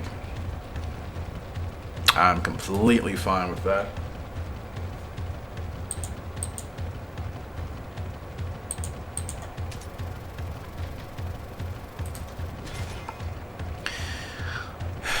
Is that Newman up there? No, it's not. I was going to say 14 horses coming, and I don't know why. Okay, slow your roll, buddy. Slow your roll. Don't get too excited now. I'm going to move him right here just because I don't know what that horse up front is going to do. Either he's going to stay in that lane or he's going to swing out. If he swings out, then we'll have a lane on the inside. If he stays there, we're going to be forced to run on the outside of him. So that's why I moved Sedate where I moved him now, just so we have that choice once we get to that point. Okay, here we go. Gotta get him going. And they're in the home stretch. 2 furlongs left to go. Sedate Ruler trying to solidify his legacy and get another dirt horse of the year. Like I said, I think by now there's no other horse on the dirt that's been better than us this year. Not even remotely close. Not even remotely close. And again, we're winning by 5 lengths on average. On average, we are still winning by 5 lengths. This horse is something special, man. Didn't even have to worry about running him towards the front. Well, that's a much better photo than we've gotten previously. Again, Sedate Ruler. He just can't ask anything else from that horse, man. And like I said, I think he'll still be able to run well even as a 5-year-old. I think even as a 5-year-old, he'll still run well. But at the same time, I'm not even going to risk losing him. When I can retire him, I'm going to retire him. I don't even want to risk losing him on one bad effort, on a fluke. It's all good, Newman. Literally racing on one of the best horses, I think. Dirt horses. One of the best dirt horses in this game. And we'll get him in the Tokyo Cup to close out the year. And like I said, he's already proven he should be dirt horse of the year. So we are fine. Extreme Onyx is ready to go as well. So these will be our last races here in this video. And Stormy Genius, she is agitated, but like I said, I didn't have a choice with her. I had to wait till now to race her because there wasn't any other race that would have been ideal for her. So we'll try again with Stormy Genius. Newman, no. I mean, Nielsen, I'm not even battling you. Not even going to look. Considering how we finished with the horse last time out, I'm not even going to risk that. I still don't know what she's capable of. I still don't know what is going to work for her, so I'm going to focus on that. Again, the long shot, which isn't good. Let's hope we have a better effort, because her stamina was terrible last time. Terrible. No, you can tell by her needle. She's not going to mature for a while. So, it's going to be hard. Because I know you can still lose these horses, right? I don't want to do that, so it's going to be hard for her in the early goings. Because her needle is even lower than the other two colts and lower than Ardent Chariot. So she may not even hit her full running form until maybe she's even 6 years old. Which is okay, but like I said, at the same time, I don't want to have bad performances with her. Too many bad performances where, like I said, it starts to affect, you know, just our overall status with her. I guess I feel like her stamina is also really bad too. I don't think she has great stamina. We get a 7. Yeah, Extreme Onyx for future reference. I gotta get him going a lot sooner. Did her stamina already drop? Her stamina's already dropping. How bad is her stamina, man? Oh my goodness, that is atrocious. Her stamina has already dropped. I'm just gonna wait because, like I said, her stamina drops so quickly. Why is her stamina so bad? That's crazy. You see, doing that, like, oh my goodness. And she gets discouraged. Of course, they just move out right in front of me. Granted, I wasn't going anywhere anyways, but that was it's better. We didn't finish in last, but man, her stamina is a joke. Her stamina is an absolute joke. I really hope that improves over time, because if her stamina is just bad from in general, then that's gonna suck. Wow. Positioning was A. We had her kind of towards middle towards the front. Ay, man, that's rough. That's really rough. We did better than what we were supposed to, which is good, especially off of that first race. But still, like, you don't want to make that a regular habit. Let's see, is anything else unlocked for her? Stamina's still not popping up. I can already tell it's going to be completely garbage. Whether it's going to improve over time or not, I don't know. But right now, it is by far worse than any of the other horses. We only got 3 more races here to go, all in the last week. But golly, like I said, her stamina's a joke, dude. Her stamina's an absolute joke. Everybody wanted to challenge me. You all are actually getting extremely annoying. Like, please, can you just let me just do my thing? And like I said, it's funny. They're challenging me now more than I'm on horses that are quote-unquote struggling, as opposed to, like I said, when I had all G1 winners. They hardly wanted to challenge me. So another race we can potentially win with Extreme Onyx, racing against all the boys 3 and 4 years old. Let's see if we can continue to do that. Top 5. All his stats are unlocked. Everything about him is unlocked. And, yeah, like I said, he's an average horse at best. But he still could get better. But I don't think he's going to improve drastically. I think he'll just get to a point where maybe he can compete in some grade 3s. But that's about it. I don't see his performance. That needle was so slow, I overshot it again. That changes from race to race. Can somebody let me know what that's about? Because the race before this, his needle was super fast, and today it was super slow. So what affects that? That's something I'm actually not aware of. I knew at one point, when I was talking about it maybe 30 or 40 minutes ago, I was talking about his needle being slow, and then we raced with him. Shortly after that, the needle was fast, and now it's back to being slow. Like what affects that? And I know I got to get him going way sooner, because he is slow to his spurt. And I'm going to move him all the way out here, just because. Like I said, I got to get him going sooner. And these horses, they got to move in. They got to move in and give us some flexibility. That gap is not there. I don't think it is. I got to really run him on the outside here. Don't really want to do this, but he takes so long to get up to top speed, so I got to put him ahead sooner rather than later.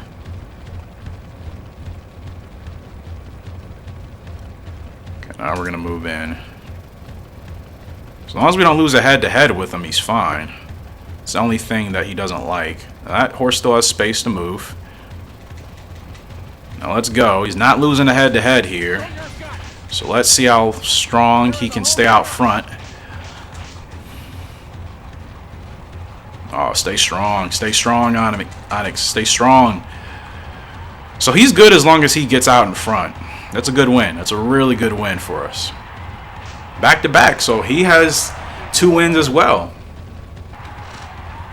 He has 2 wins as well, so we got to definitely get him moving a lot sooner. Because like I said, when he gets discouraged, it does hamper his performance. Even though his first race, he got discouraged at the wire, still was able to finish strong and win. Another good win for Extreme Onyx. We beat Blues Club and Collins. That's good. That's good. These horses are finally starting to look a little bit better. Both Extreme Onyx and Great Bolero both have 2 wins to their name. Sedate Ruler, we're the favorite again. I'm just going to breeze through the field here. We should win this. Even if we don't, he still should get Dirt Horse of the Year. 8 is Soft Tap. 9 is Primary Enamel. 10 is Public Spear. 11 is Ange Liberty. 12 is Perfect Eden. 13 Dandy Crystal, written by Tanaka. 14 Remote Status, written by Collins. The 1 is Personal Dancer. 2 is Sharp Sports. 3 is Storming Hill. 4 Visible Liberty. Dean rides on this horse quite often. The 5 is Sedate Knight. Almost looks like Sedate Ruler. 6 is Far Love. And we're on the 7 and the favorite again, Sedate Ruler. Like I said, on point. Of course, for Dirt Horse of the Year. I think it was already nipped in the bud. And he still holds the record for this as well. So we're now getting to a point where Sedate Ruler is starting to break the records of Bionic Club. Okay. Like I said, if I can get him to the front without much effort, I will. But if he's going to struggle, I'm just going to settle him in wherever he settles. He always stays in the front. Just he wants to be leading. I'm well aware of that. But he has some flexibility. Like, right now, he's running perfect. I'm not going to do a darn thing. If a horse wants to overtake us on the curve or on, turns 1 and 2, probably turn 2, that's fine. I'm not really worried about it. Like, does 14 might try to overtake us, which, like I said, it's okay. I don't really care. He does well without it, so I don't think it's absolutely necessary.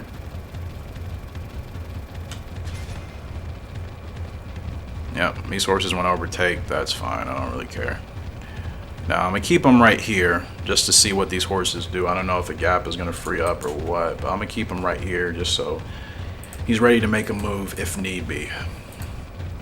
If we have to go outside, like I said, I hope we don't, but I'm ready for it if we need to do that.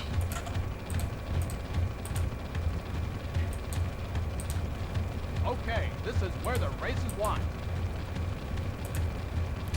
Okay, 3.3, still looking good. Still looking good.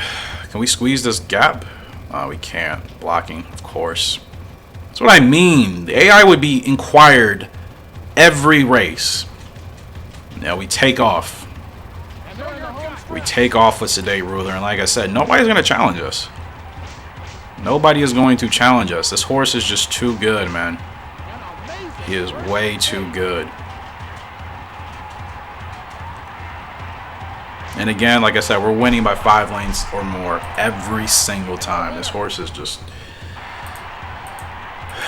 If you're not a believer in Sedate Ruler, you need to be. You definitely need to be. I didn't even want to take that picture, but whatever. That works. Like I said, Dirt Horse of the Year, hands down. He may even get the other 4-year-old classifications for the mid-distance as well. He may even get that. So not only is he on pace for Dirt Horse, he may also get another classification. So there's nothing. This horse can't do any wrong, man. So 2 wins. 2 wins this week with Extreme Onyx getting his 2nd win. It's Sedate Ruler sticking to winning. And that was it. That was the last race. So 3-year-old, we're not going to have any of our horses up there from my understanding. 4-year-old Turf, we're not going to have anybody. 4-year-old Dirt, of course, like I said, excuse me, Sedate Ruler. Now let's see. Horse of the Year was Stern Liquor. Best Sprinter or Miler was Tender Value. Best Dirt Horse, as it should have been, was Sedate Ruler. And that's actually the only award he got. I'm surprised he didn't get Older Colt. But we didn't race in any of those races. But that's best Dirt Horse of the Year. Why can't I speak? Still works. Still works. Best Older Filly was Stern Liquor. Best Older Colt was Dear Son. Isn't that Stern Liquor's 2nd time being Horse of the Year? Best 3-year-old Colt, Premier Scope. Best 3-year-old Filly, Ray Bay. Best 2-year-old Colt, Far Away. Best 2-year-old Filly, Pink Opal. Jockey standings, races 1, we were 8th. We didn't race a lot last year. Average, we bounced back up. Ross dropped down to 27, while we went from 33% initially up to 45. Earnings, again, 10th. Wasn't really going for that. But it was a good year. Highest winning average continues for us. And like I said, it's another good, successful year. Even though, like I said, it was more so a rebuilding year because we were working with our our original horses. And I'm gonna continue to set the same record. Like, this is, I don't really care. We'll get there eventually. I don't care right now.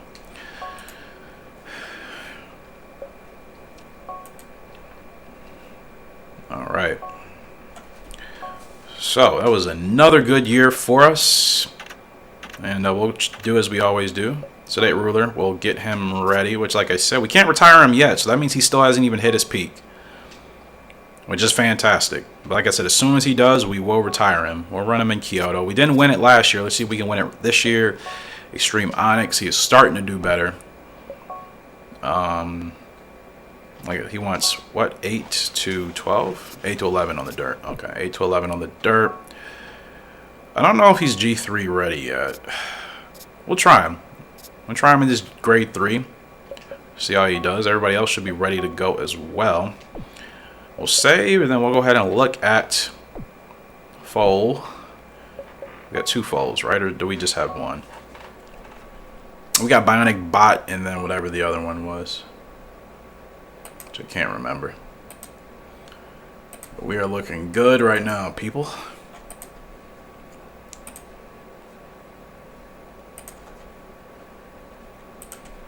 We are looking good. But I do say so myself. Let's go ahead and look. Go out to the pasture, and then that is where we will conclude this episode again. Another successful episode in terms of our winning ratio is concerned. Let's go out to the pasture. We have 1-year-old. Who's 2 years old this year? I can't remember. Bionic Bot is 2 years old. His future, Bionic Bot's going to be really good, which is interesting because his potential is higher than that of Great Bolero. But Great Bolero is still improving. He's still improving. Bionic Bot right now, 4-star future, 3-star flex, 4-star power, 3-star calm. Yeah, so the brother combination of Great Bolero and Bionic Bot from Bionic Club and Scabbit. Let's look at the 1-year-old Bionic Monster from Golden Monster and Bionic Club. Technically speaking, this horse should probably be the best that we have so far out of everybody. Only for the fact that he came from Golden Monster, which, like I said, I think Golden Monster was better than Scabbit, and Scabbit was freaking amazing. Or Scabbot. I don't know how to pronounce it, but Bionic Monster should also be good. He's 3 stars right now. That'll probably continue to improve. I swear Bionic Bot's power rating was like 5 stars. Or am I thinking about the fillies? Don't know who's going to get him, but we have enough points. So I'm excited for that. But guys, that's going to do it for this episode. As always, appreciate your love and support on the channel. I don't think I have anything else additional to say. I did save, right? Like I said, I forget. Okay, I did save. So, like I said, appreciate you guys. As always, hopefully you did enjoy this episode. We'll continue to work with the fillies and our original horses. And we got Bionic Bot. That'll be making his debut this year. He's looking to have a pretty good future. Until next time, Worst Racing Gamer signing out. Hope you all have a great and fantastic day. See ya, and goodbye.